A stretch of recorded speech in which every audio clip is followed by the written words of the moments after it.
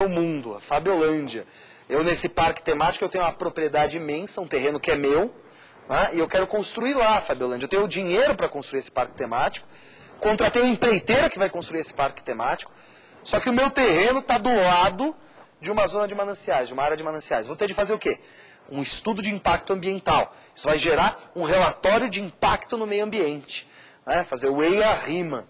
Esse estudo de impacto ambiental denota que a construção desse parque temático, da Fabiolândia, ela vai gerar lesão, ela vai ser lesiva à coletividade.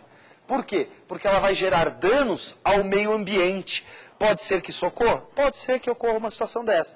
Ocorrendo uma situação dessa, é óbvio, aquele contrato de empreitada que eu fechei com aquela empreiteira para construir o parque temático, ele é um contrato ineficaz por falta de função social extrínseca. Né? Não tem função social extrínseca nessa relação jurídica, porque o potencial lesivo desse contrato é muito grande. Olha, exemplo disso, a gente teve exemplo até que recente de emissora de televisão que, por conta da programação que fazia, sofreu aí a ação do Ministério Público Federal, que acabou culminando aí em deixar a emissora de televisão fora do ar durante algum tempo e culminando até na ineficácia, na resolução do contrato com o apresentador de programa. Isso ocorreu no Brasil já. Então é absolutamente viável e executível e executável, com base no solidarismo constitucional e com base no princípio da dignidade da pessoa humana. Se o contrato não é funcionalizado, se perde a função social extrínseca, ou seja, o potencial lesivo do contrato, a coletividade é muito grande, basta que tenha alguém que vá lá e alegue. A questão é de ausência de função social. Então esse contrato, por óbvio, não tem de ser cumprido. Não tem de ser cumprido por uma simples razão, porque ele não atende a função social alguma. E eu dizia aos senhores na nossa segunda aula da necessidade de que todos os institutos sejam funcionalizados. Se não houver função social para todos os institutos, aquele instituto que não tem função social não tem razão de ser. Está claro, gente? Então, a função social do contrato tem dois vieses, o intrínseco e o extrínseco. Sob o ponto de vista intrínseco, função social do contrato é equilíbrio contratual. O contrato deve encerrar trocas úteis e justas. Esse é o ponto de vista intrínseco da função social, é a função social interpartes. Tudo bem? Sob o ponto de vista extrínseco, sob o ponto de vista extra-partes, ou seja, para a coletividade, o contrato não pode ter potencial lesivo. Ou seja, ele não pode ser potencialmente lesivo à coletividade, porque se for, não tem função social extra-partes. E se não tiver função social extra-partes, ele é ineficaz, ele tem de ser ineficaz, roga-se pela ineficácia, ou até mesmo nulidade em alguns certos determinados casos. Tudo bem, gente? Então, princípio aí, autonomia da vontade, supremacia da ordem pública, autonomia privada de contratação, relatividade, boa-fé, função social e obrigatoriedade agora, princípio da obrigatoriedade dos contratos. Os contratos são obrigatórios, óbvio, uma vez que é firmado um contrato, ele é obrigatório. Deste princípio da obrigatoriedade, decorrem diversos outros subprincípios, diversas outras situações. Quais são os subprincípios que decorrem do princípio da obrigatoriedade? Ora, o contrato é obrigatório, obriga as partes, ou é obrigatório para as partes. Uma vez firmado, deve ser cumprido. Além disso, nós temos aí dentro do princípio da obrigatoriedade a intangibilidade do contrato. Ou seja, o contrato, além de obrigatório, é imutável.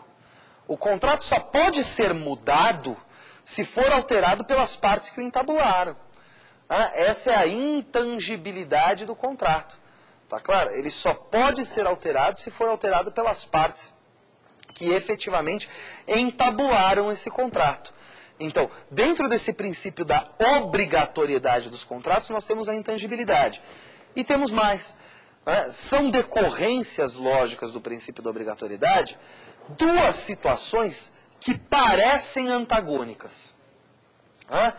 E aí, olha, pacta sunt servanda e rebus sic stantibus. Ou seja, contrato faz lei entre as partes. É o preceito do pacta sunt servanda. O contrato faz lei entre as partes.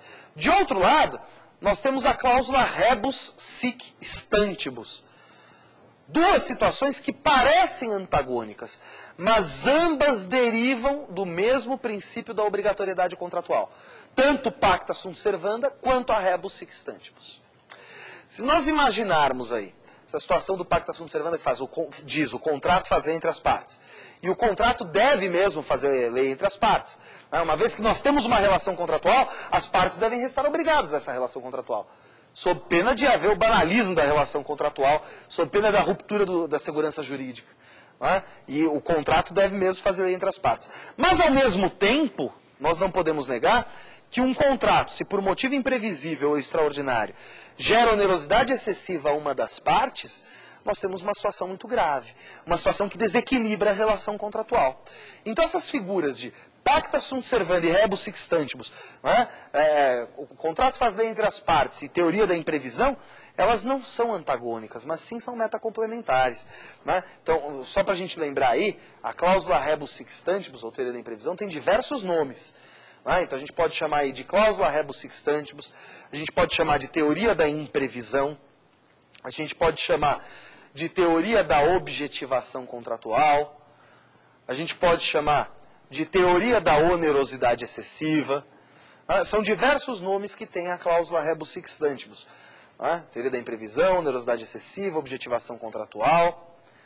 Mas todas elas tratam do mesmo tema. Um sujeito lá chamado Franz Sieber, que começou a analisar algumas relações contratuais. E o Franz Sieber percebeu o seguinte, que em certas e determinadas relações sinalagmáticas comutativas, que é uma relação sinalagmática comutativa? A relação é sinalagmática, ela é um sinalagma quando existe prestação e contraprestação. Se houver prestação e contraprestação, é um sinalagma. Então, olha lá, gente, você comprou o meu relógio, eu te entrego o relógio, você me entrega o dinheiro. Isso é um sinalagma.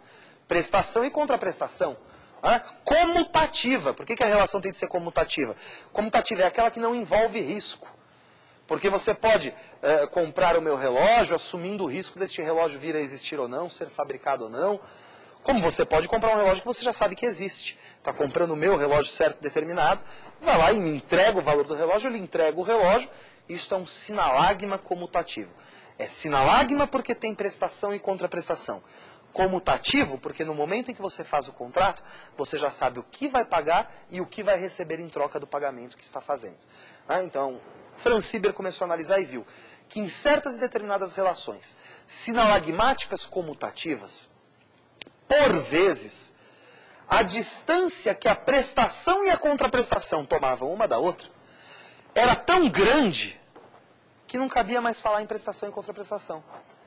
Não cabia mais falar em manutenção do objeto do contrato. O contrato, nestes casos, dizia o Franz Sieber, perdeu a sua base objetiva. Isso aconteceu no Brasil. As pessoas foram lá, compraram os seus automóveis com base de indexação no dólar. Vocês lembram disso? Todo mundo comprou com base de indexação no dólar. O dólar estava 1 para 1. Então o sujeito comprou o seu BMW para pagar uma prestação, ou 100 prestações, de 1.500, na época eram URVs, se não me falha a memória, unidades reais de valor, né? Em 1.500 URVs ele ia pagar pelo seu automóvel. De uma terça para a quinta, aquele valor do dólar que estava 1 para 1 foi a 3 para 1. Ou seja, o sujeito que estava pagando no seu automóvel 1.500 URVs, passou a pagar em uma semana 4.500. Então o sujeito ganhava 5.000 reais. E ganhando 5.000 reais ele conseguiu comprar um carro para pagar a prestação de 1.500. Só que agora a prestação dele é de 4.500 reais. Não mais de 1.500 reais. O motivo foi imprevisível e extraordinário. Porque à época, se não me falha a memória, o nosso ministro da Fazenda vinha dizendo que a unidade real de valor seria mantida firme, forte, para ser equiparada ao dólar, para o real nascer como uma moeda forte. Né? Então percebam que é uma situação gravíssima, em que o imponderável acontece, e o sujeito que firmou um contrato se vê, de repente, por um motivo imprevisível e extraordinário, em uma obrigação excessivamente onerosa. O que eu quero que fique muito bem marcado aqui, para vocês, é que isto não é exceção ao pacta sunt servanda. Ora, o pacta sunt servanda não tem exceção. Porque se ele tiver exceção, nós estamos excepcionando a segurança jurídica. É óbvio que ele não tem exceção. A questão é que a rebus sic stantibus e o pacta sunt servanda decorrem do mesmo princípio maior, que é a obrigatoriedade dos contratos. A situação é excepcional, mas não por ser uma exceção ao pacta sunt servanda. A situação é excepcional porque é difícil de ocorrer, não é comum. Mas ela não excepciona o princípio do pacta sunt servanda. Aliás, pacta sunt servanda e rebus sic stantibus coexistem no mesmo plano, junto com o princípio da obrigatoriedade, ou decorrentes do princípio da obrigatoriedade, apenas firmando a base da obrigatoriedade do contrato. O contrato faz lei entre as partes? Faz. Ele faz lei entre as partes. Desde que ele não se torne excessivamente oneroso para uma das partes, por motivo imprevisível ou extraordinário. Porque se ele se torna excessivamente oneroso, ele deixa de ser obrigatório entre as partes. E aí há a possibilidade de resolver esse contrato ou de alterar esse contrato judicialmente. É o que dizem lá os artigos 317, combinado com 478 a 480. Então, primeira situação que a gente tem de lembrar aí, quanto a rebus sic stantibus, quanto à teoria da imprevisão, né? A rebus sic stantibus só se aplica em contratos de execução diferida ou trato sucessivo. O que são contratos de execução diferida ou de trato sucessivo? Contratos de execução diferida ou de trato sucessivo são, execução diferida. Vamos ver as três classificações já para ficar fácil? Um contrato pode ter execução instantânea, diferida ou de trato sucessivo. Execução instantânea é muito simples, né? Vendi meu relógio. Você me paga o meu relógio, eu te entrego o relógio, a execução foi instantânea. Não é? Pagamento à vista, toma lá da cá, a execução instantânea. Mas pode ser que eu entregue o meu relógio e o sujeito só me pague o relógio dali a 30 dias. Se eu entregar o meu relógio e ele só me pagar dali a 30 dias, ele diferiu a data do pagamento para um único momento futuro. Então, pagamento em 30 dias é uma execução diferida. Mas pode ser que eu venda o meu relógio e o sujeito compre o meu relógio em 10 parcelas iguais. Aí é um trato sucessivo. Tudo bem? A rebus sic stantibus só se aplica em contratos de execução diferida ou de trato sucessivo. A rebus sic stantibus não se aplica em contratos de execução instantânea. Vamos ver lá como é que diz o artigo 317 do Código Civil? Quando, por motivos imprevisíveis, sobrevier desproporção manifesta entre o valor da prestação devida e o do momento de sua execução, poderá o juiz corrigi-lo a pedido da parte, de modo que assegure quanto possível o valor real da prestação. A situação aqui é só de manutenção da obrigatoriedade, para garantir o valor real da prestação. Olha lá o 478 do Código Civil. Aliás, lembre-se, né? O 317 tem de sempre ser interpretado junto com o 478 a 480 do Código Civil. Não admite essa interpretação sozinho, não. Né? Olha lá como é que diz o artigo 478 do Código Civil. Nos contratos de execução continuada ou diferida, então marquem bem aí, só contratos de execução continuada ou diferida. Se a prestação de uma das partes se tornar excessivamente onerosa com extrema vantagem para a outra, em virtude de acontecimentos extraordinários e imprevisíveis, poderá o devedor pedir a resolução do contrato. Os efeitos da sentença que decretar retroagirão à data da citação. Olha o 479. A resolução poderá ser evitada oferecendo-se o réu a modificar equitativamente as condições do contrato. E o 480. Se no contrato as obrigações couberem a apenas uma das partes, poderá ela pleitear que sua prestação seja reduzida ou alterado o modo de executá-la a fim de evitar a onerosidade excessiva. Então, o que é importante aí desses artigos 478 a 480?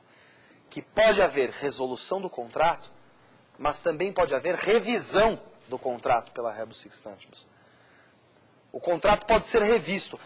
Então quer dizer que o contrato não é mais intangível? Lembra que eu falei no começo do princípio da obrigatoriedade? Comecei a falar de princípio da obrigatoriedade, eu falei, da obrigatoriedade decorrem outros princípios. Do princípio da obrigatoriedade decorre a intangibilidade, o pacta sunt servanda, a rebus sic stantibus.